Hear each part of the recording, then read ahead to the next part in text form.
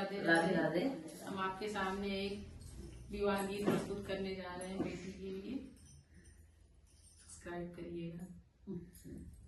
निमिया तले डोली रख दो कहारो, निमिया तले डोली रख दो कहारो, बियाह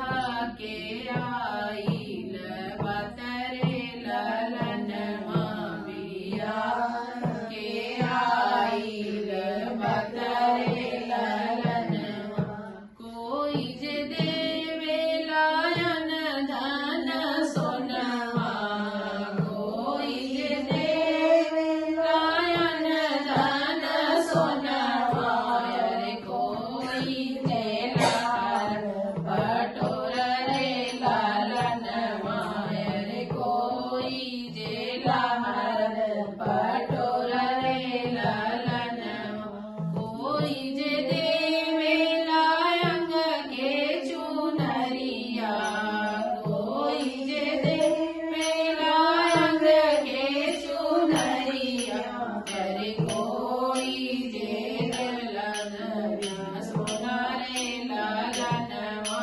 अरे कोई जे देवलन सोना रे लालनवा, बाबा जे देवे नयन धन सोनवा,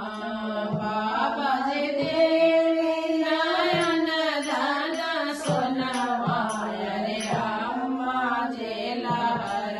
पटोर रे लालनवा, अरे अम्मा जे लहर पटोर रे लालनवा, भैया जे देवे नायंग के चुनरिया, भैया जे देवे नायंग के चुनरिया, अरे भाभी के मन में आनंद रे लालनवा, अरे भाभी के रोले आनंद रे लालनवा, बाबा कहन बेटी निस दिन आईहा, बाबा कहन बेटी निस दिन आईहा, अरे अम्मा कहन छठ मास रे लालनवा, अरे अम्मा कहन छठ मास रे, भैया कहन बहिनी अवसर में आईहा, भैया कहन बहिनी अवसर में आईहा, अरे भाभी कहे क्या है काम रे लालनवा, अरे भाभी कहे न काम रे लालनवा, निमिया तले डोली रख दो कहारो, निमिया तले डोली रख दो कहारो, बियाह के आइल बतरे लालनवा, बियाह के आइल बतरे लालनवा, अम्मा बाबा के रोले से नदिया बहत है, बाबा के रोले से नदिया बहत है, अरे अम्मा के रोले गंगा धार रे लालनवा,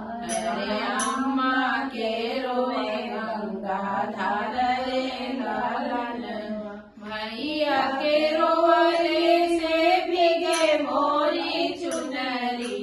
भैया के रोले से भीगे मोरी चुनरी, अरे भाभी के मन में आनंद रे लालनवा, अरे भाभी के रोले आनंद रे लालनवा, निमिया तले